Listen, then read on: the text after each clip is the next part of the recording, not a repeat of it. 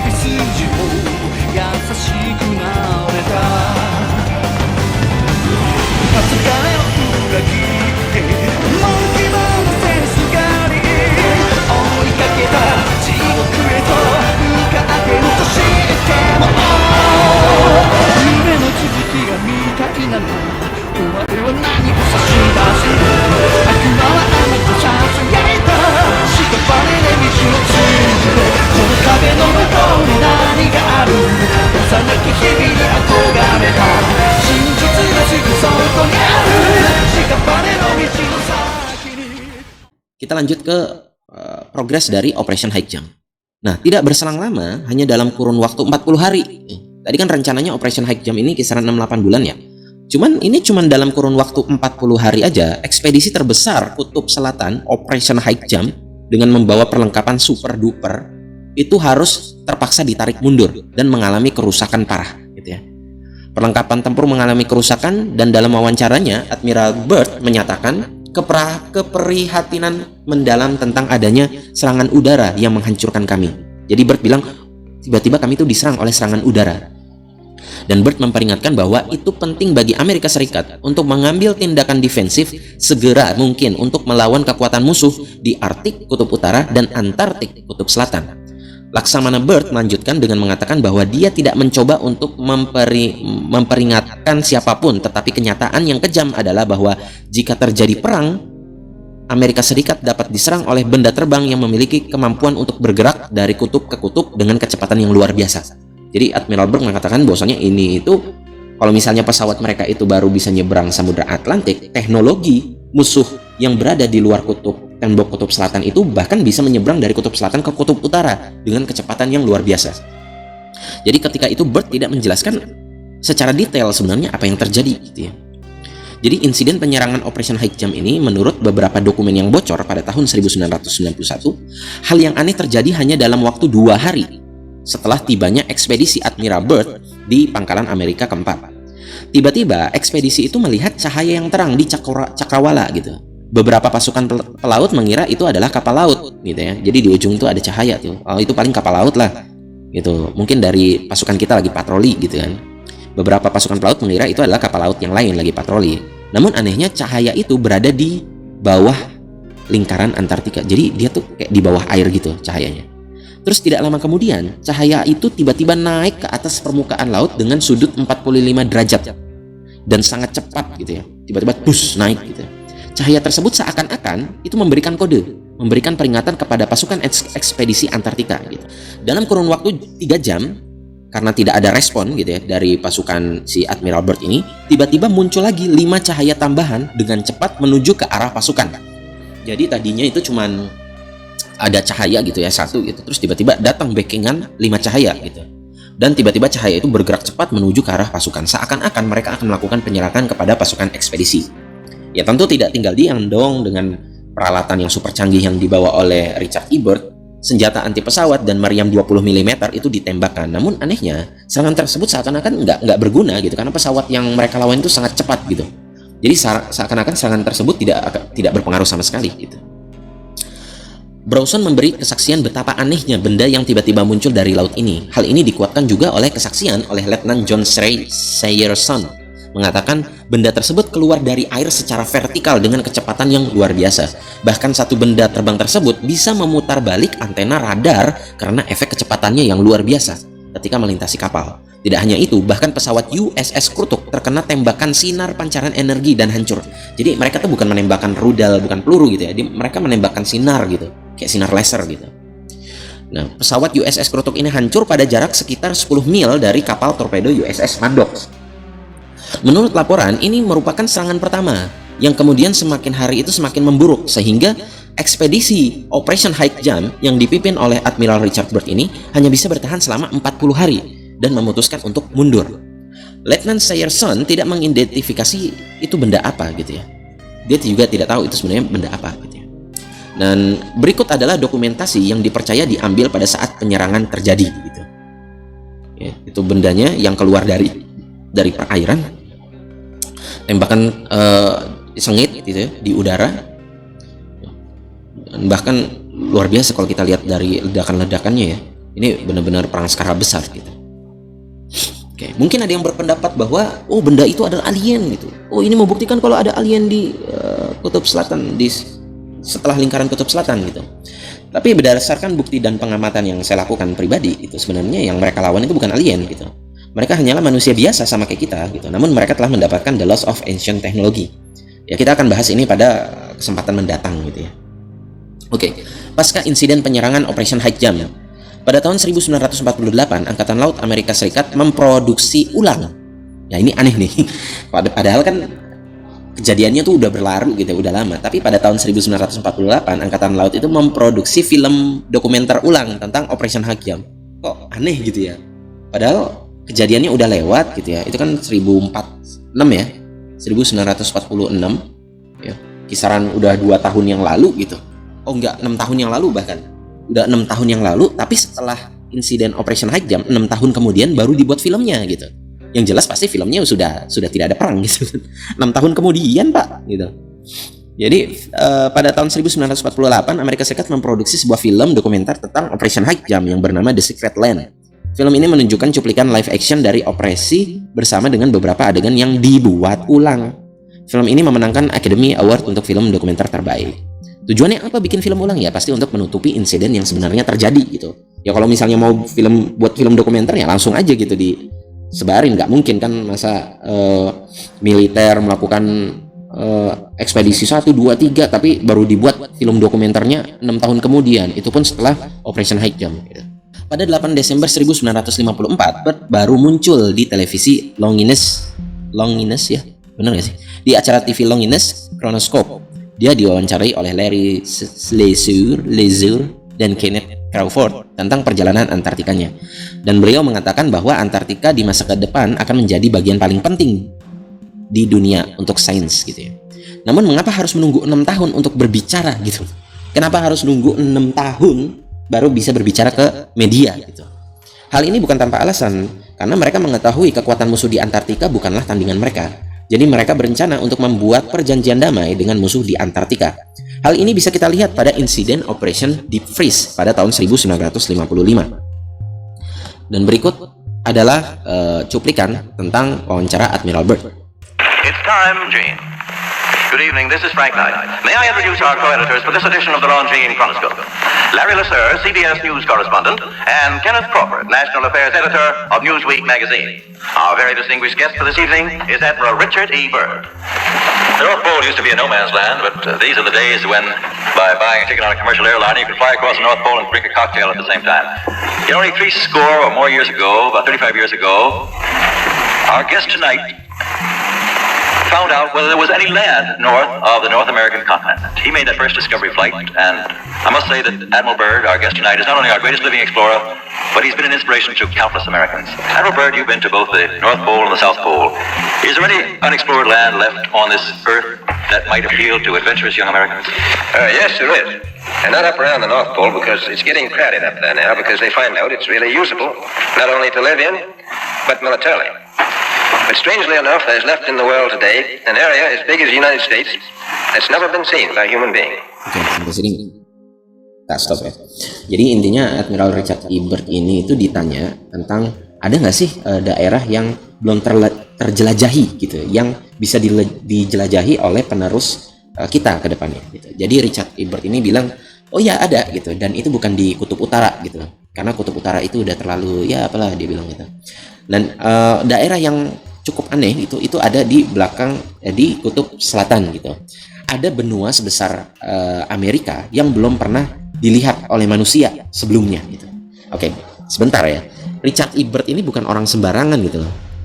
Richard E. Byrd ini tuh orang akademisi, orang terlatih.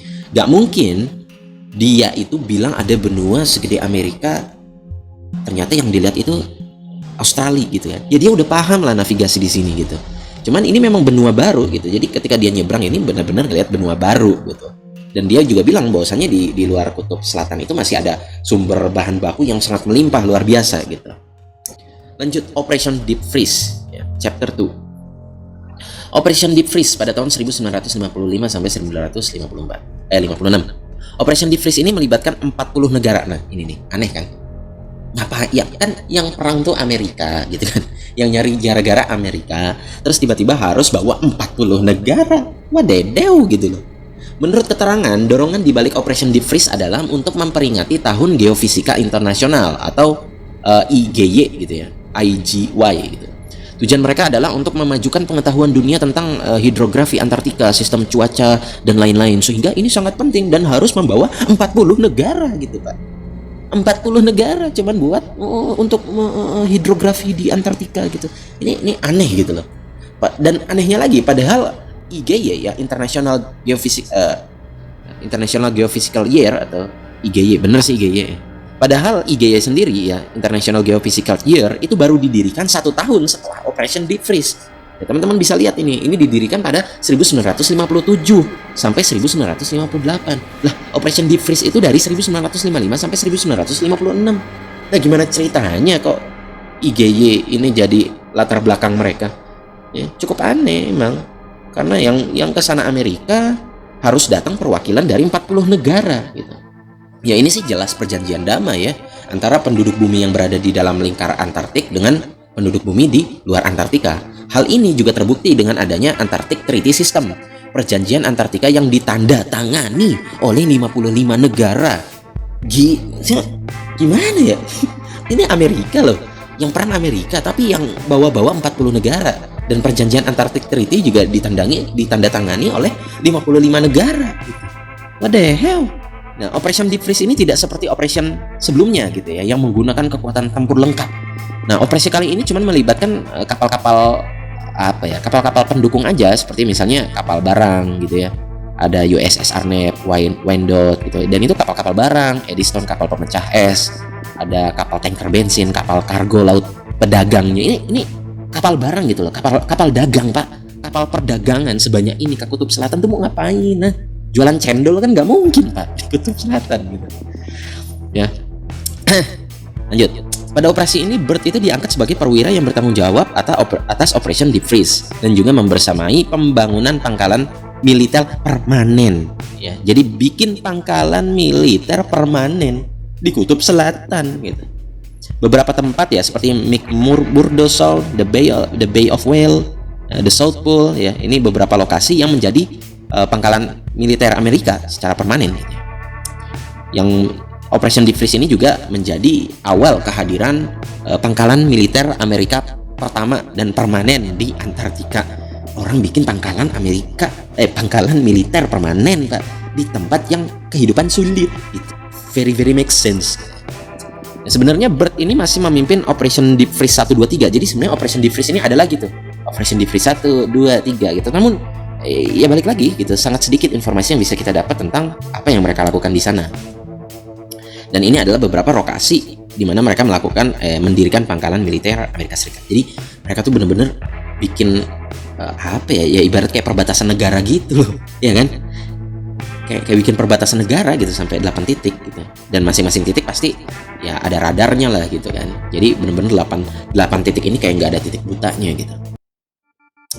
Chapter 3, NASA dan Antartika gitu ya. Jadi NASA didirikan pada tahun 1958, Antarctic Treaty itu disepakati pada 1959. Jadi sembari mereka melakukan perjanjian damai, mereka melakukan propaganda untuk mendirikan NASA. Ya, International Geophysical Year atau IGY itu ya, IGY dan proyek luar angkasa. Di pembahasan sebelumnya kita sudah membahas sedikit tentang International Geophysical Year yang tujuan utama sebenarnya adalah meneliti tentang kubah bumi atau Van Allen Belt, yaitu radiasi berbahaya yang efeknya bisa merusak instrumen elektronik. Jadi IGY itu sebenarnya memang melakukan penelitian, dan penelitian itu tentang Van Allen Belt atau kubah bumi itu. Di periode ini juga propaganda luar angkasa dimulai, baik Uni Soviet dan Amerika tiba-tiba bergairah untuk meluncurkan satelit gitu, untuk berlomba-lomba keluar angkasa. Dan Sputnik 1 Uni Soviet merupakan satelit pertama yang diluncurkan pada 4 Oktober 1957. Ya, ini jadi satelit pertama yang keluar angkasa gitu ya, yang kita tahu ya itu obviously fake gitu ya. Tapi anehnya Van Allen Belt sendiri itu baru ditemukan 1958 gitu. Anda tahu Van Allen Belt, Pak? Gitu ya. Van Allen Belt itu ya merupakan sabuk radiasi yang sangat berbahaya. Ini tulisannya tuh, lihat di kotak merah ya. Van Allen Belt itu adalah sabuk yang sangat berbahaya atau lapisan yang sangat berbahaya bagi satelit, Pak. Sangat berbahaya satelit gitu. Ini adalah sabuk yang sangat berbahaya untuk satelit dan stasiun ruang angkasa yang mengorbit. Sebisa mungkin mereka harus menghindari kontak dengan sabuk ini karena partikel bermuatan bisa menyebabkan kerusakan pada instrumen yang ada. Lah. Gimana? Orang Sputnik udah keluar angkasa pada tahun 1957, tiba-tiba ada Van Allen Belt. Aneh kan, Pak? Nih, pengen lihat Sputnik kayak gimana nih? Nih Sputnik nih. Terus tiba-tiba setahun kemudian, oh tidak, kita lupa, kita menemukan sesuatu yang namanya sabuk Van Allen Belt. Sabuk ini sangat berbahaya gitu untuk satelit. Tapi kita sudah terlanjur meluncurkan satelit gitu. Cuaks. Aduh, minta tolong. Kalau bikin narasi tuh yang masuk akal gitu ya. Ini kalau pengen tahu ya, Sputnik bisa dilihat ya, ini satelit pertama gitu. Wah, ini Sputnik, Pak. Besar sekali, padahal kecilnya segini. Apakah Anda bisa melihat rumah di sini? Tidak bisa. Sungai? Tidak bisa, tapi Sputnik bisa. Padahal Sputnik ini seukuran sepertiga ukuran orang dewasa ini. Kelihatan. Ya fake lah, you know. Kalau di sini tuh masih ada yang percaya bumi bulat. Aduh. Saya bingung harus bicara apa lagi sama orang ini gitu. Oke, next. Ya akhirnya ya you know lah, propaganda ini terus disiarkan agar semua orang percaya kalau bumi itu bulat dan tidak ada yang bisa keluar dari lingkaran Antartika Kutub Selatan. Sehingga perkembangan teknologi sumber daya alam yang baru hanya bisa diakses oleh mereka yang menyembunyikan informasi ini gitu ya. Sehingga kalau teman-teman tahu kita mendapatkan lonjakan teknologi besar gitu. Mulai pada tahun 1900 sampai sekarang. Ya, itu teknologi kita tuh naujubillah gitu, luar biasa nih ya. Itu bisa jadi karena memang ada kesepakatan antara kita dan warga di luar Kutub Selatan, dan itu cuma diakses oleh ya negara-negara tertentu aja ya, kayak Amerika, elit global dan lain-lain gitu. Kita udah bahas gimana Wernher von Braun ini pemilik DC sekaligus penemu satelit gitu ya. Aduh, kok bisa-bisanya gitu ya. Orang bisnis tuh kepikiran gitu ya. Wah, saya punya bisnis media gitu. Saya punya bisnis broadcasting. Saya punya studio. Saya pengen jadi penemu satelit. Ceng-ceng. Jadilah Wernher von Braun sebagai pebisnis dan penemu satelit gitu. Ya udahlah. Pegel ya kalau ngomong kayak begini terus. Ya, propaganda itu terus dilakukan hingga pada tahun 1959 perjanjian Antartika dibuat di tengah propaganda NASA, dan kita nggak sadar gitu tiba-tiba 55 negara sudah bersepakat untuk melindungi, mengisolasi wilayah Antartika. Di saat dunia itu berperang untuk merebutkan sumber daya alam, ya. Rusia, Amerika memperebutkan minyak. Padahal jelas-jelas di Antartika, Richard Ebert sendiri mengatakan sumber minyaknya luar biasa, Pak. Di wawancara kalau teman-teman lihat itu, Richard Ebert bilang sumber minyaknya itu cukup untuk digunakan satu dunia, bagian secara rata. Tiba-tiba 55 negara menyetujui untuk tidak mengotak-atik Antartika. Luar biasa, make sense. Antarctic Treaty, perjanjian Antartika berisi Antartika hanya boleh digunakan untuk tujuan damai, hanya untuk tujuan ilmiah, pengamatan ilmiah. Ya, sekilas kesepakatan itu bukan untuk membatasi orang lain untuk keluar dari Antartika, namun pada kenyataannya baik peneliti, perjalanan dan lain-lain hanya boleh dilakukan di titik tertentu aja.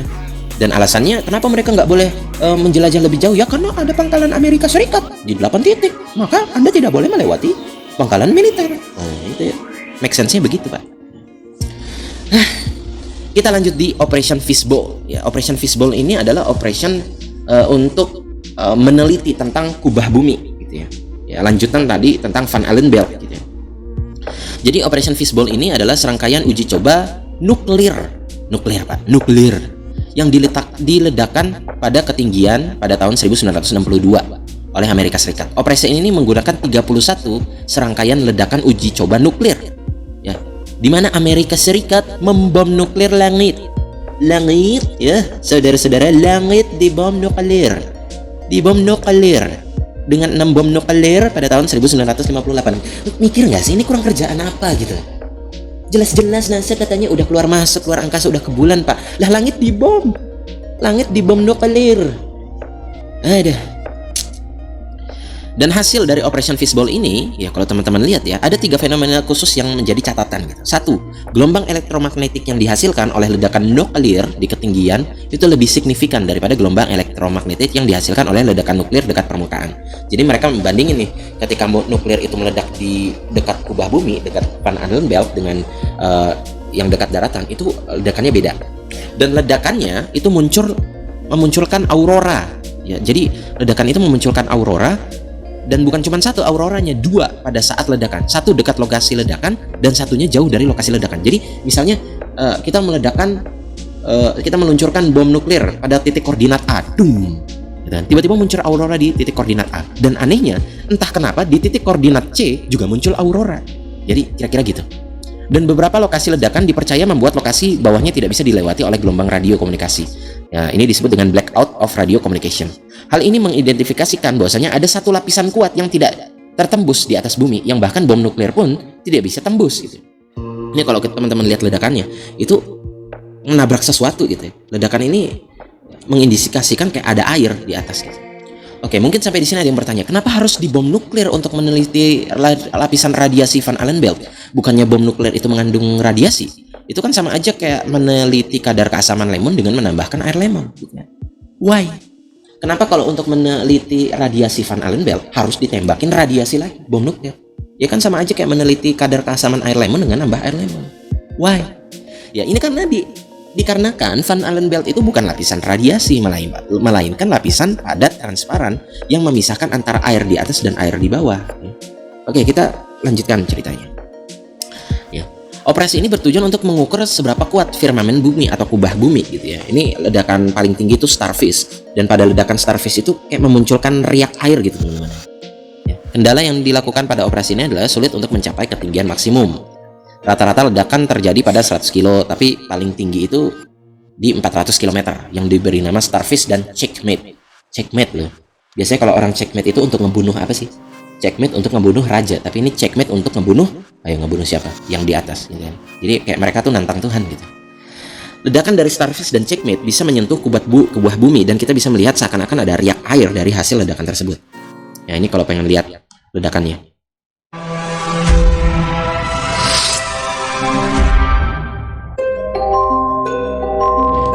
Ini ledakan fishbowl. Dominic fishbowl. Nah, tuh lihat, kayak ada riak air. Kayak ada riak air, kayak meledakin bom di laut gitu. Cuman ini di langit, dan itu kayak menghasilkan riak air gitu. Terus kembang sampai hilang. Disinilah mereka mengetahui kalau kita tuh nggak bisa keluar luar angkasa. Kita tuh benar-benar yang nggak bisa keluar dari bumi. We cannot leave the earth. Ini pun sempat keceplosan. Ini juga sempat keceplosan oleh si Bill Nye ya, dalam acara video Hire Bill Nye. Dia mengatakan seperti ini. Bill Nye itu merupakan saintis communicator gitu ya. Jadi kalau misalnya ada penemuan saintis itu yang mempublikasinya, yang berbicara itu si Bill Nye, dan dia bilang kayak gini. Now, one thing I really want your generation to embrace is that the Earth is a closed system. We cannot leave the Earth. There's no place to. Intinya si Bill Nye ini dia bilang, ya kita nggak bisa keluar dari bumi. We cannot leave the Earth. I want something to embrace your generation, katanya. We cannot leave the Earth. Very embracing. Dan tentunya untuk menutupi ini semua dibuatlah program seakan-akan kita udah bisa keluar angkasa, agar kita percaya kalau bumi ini berbentuk bulat, dan mereka akan mengada-ngadakan teori yang membuat kita tidak percaya akan keberadaan Tuhan.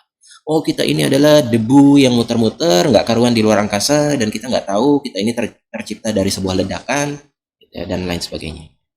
Dan begitulah awal dari kebangkitan dari ketiadaan Tuhan. Jadi mereka menjadi Tuhan untuk diri mereka sendiri. Ya. Cukup untuk episode kali ini teman-teman. Terima kasih sudah menonton. Mohon maaf kalau misalnya telatnya bukan main ya, berapa bulan gitu. Ya karena memang beberapa data ini itu nggak gampang gitu. Saya juga pribadi harus mengkonfirmasi ulang, harus mengecek ulang apakah ini datanya layak dan datanya ini benar bukan hoax gitu ya. Jadi saya menyampaikan teori ini ya apa adanya yang saya temukan. Ya jangan khawatir, insya Allah ke depan kita tetap akan ada video-video yang menarik gitu ya. Sebenarnya banyak yang mau saya bahas, cuman ya itu karena data itu nggak gampang ya. Kita komparasi satu dengan lainnya dan saya juga pun manusia biasa teman-teman, saya kerja gitu ya, ngurus anak dan lain-lain, ya you know lah. Jadi saya kadang ngupload itu semutnya aja. Ya anyway, terima kasih udah nonton. Sampai jumpa di episode selanjutnya. Bye-bye. Yeah. All right. Everyone ready? Let's go.